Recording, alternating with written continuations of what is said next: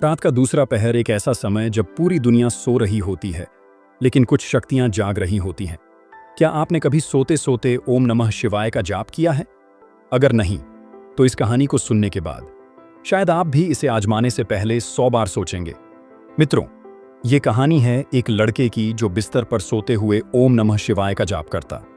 फिर उसके साथ जो हुआ वह हैरान कर देने वाला था। चलिए इस कहानी को शुरू करते हैं, लेकिन उससे पहले अभी वीडियो को लाइक करके कमेंट में हर हर महादेव जरूर लिखें। अमन करवटें बदल रहा है, उसे नींद नहीं आ रही।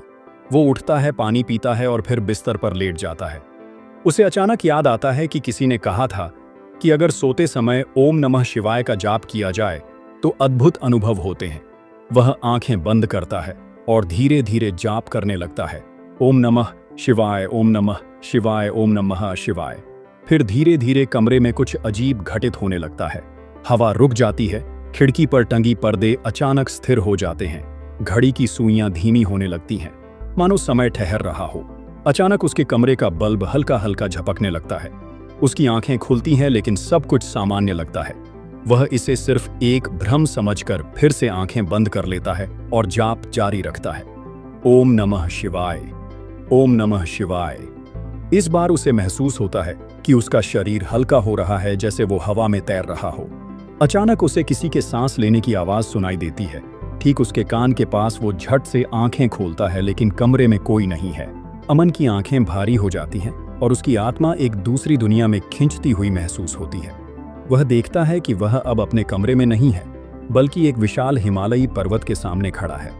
चारों ओर बर्फ ही बर्फ है और उसके सामने एक विशाल शिवलिंग चमक रहा है। वहां एक गहरी ध्वनि गंजती है, एक ऐसी आवाज जिसे सुनकर पूरा ब्रह्मांड कांप सकता है। ये आवाज किसी और की नहीं, बल्कि स्वयं भगवान शिव की है।